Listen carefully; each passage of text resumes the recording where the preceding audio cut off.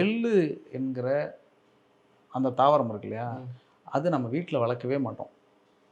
அது காட்டில் மட்டும்தான் வளர்ப்போம். அது ஒரு காட்டு செடி. எள்ளுலேருந்து வருவது தான் எண்ணெய்.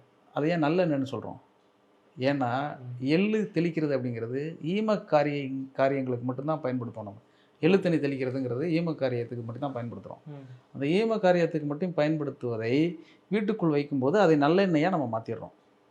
அந்த சொல் வந்து கெட்ட எண்ணெய்னு ஆயிடக்கூடாது இல்லையா, அதனால அதை நல்லெண்ணெய்னு சொல்கிறோம். எல்லா எண்ணெயும் நல்ல எண்ணெய் தானே. ஆமாம். கடலையிலே வந்தால் கடல் எண்ணெய்னு சொல்கிறோம், எள்ளுலேருந்து வந்தால் எள் எண்ணெய்னு தானே சொல்கிறோம். ஏன் நல்லெண்ணெய்னு சொல்கிறோம் இல்லையா? இது என்ன காரணம்னா, வழி வழியாக இருக்கக்கூடிய நம்ம பாரம்பரியத்தில் வந்து ரொம்ப முக்கியமான இந்த எள் சாங்கியங்கிறது ரொம்ப பின்னால் வந்தது தான். ஆனால் இது தொடர்ச்சியாக வந்து கொண்டே இருக்குது. படத்தில் வந்து என் பையன் செத்து போல உயிரோடு இருக்கான்னு சொல்கிற இடம் அது.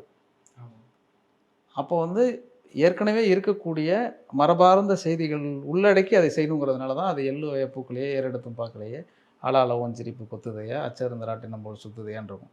ஆளாள ஓஞ்சரிப்புங்கிறது வந்து ஆளாள கண்ட ஆடனுக்கு தகப்பான ஒரு இடம் வரும் இல்லையா, ஒரு பாட்டு இருக்குல்ல சங்கமம். ஆளாளங்கிறது வந்து வைணவ சொல்லாட்சி. அது எள்ளுங்கிறது சைவ சொல்லாட்சி. கல்லாக நின்னாயோ கால் நோக நின்னாயோ அப்படின்னு வரும். அதில் கல் நோகுங்கிறது கல் நோக நின்னாயோ அப்படிங்கிறது எல்லாமே வந்து நடுகள் கல்ச்சர் ஒன்று இருக்குது.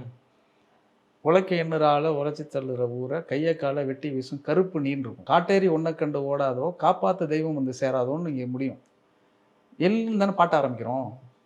அப்போ எள்ளுங்கிறத ஆரம்பித்தா இறந்து போயிட்டான்னு இருக்கும். இறந்து போனவன் எங்கே போவான்? தெய்வத்துக்கு தானே போவான். அப்படிங்கிறத பாட்டோட இறுதி வார்த்தை எள் தெய்வம் வந்து சேராதோன்னு வந்து முடியும். இவ்வளோ இருக்குது. என் பையன் வந்து சாத்து போல உயிரோடு தான் இருக்கான்னு அந்த அம்மா சொல்லுது. அப்படின்னா படத்தின் கதைப்படி என் பையன் சாமி ஆகிட்டான்னு சொல்லணும் அவங்க. அப்படி தானே? இது எல்லாமே அதுக்குள்ளே இருக்கும்.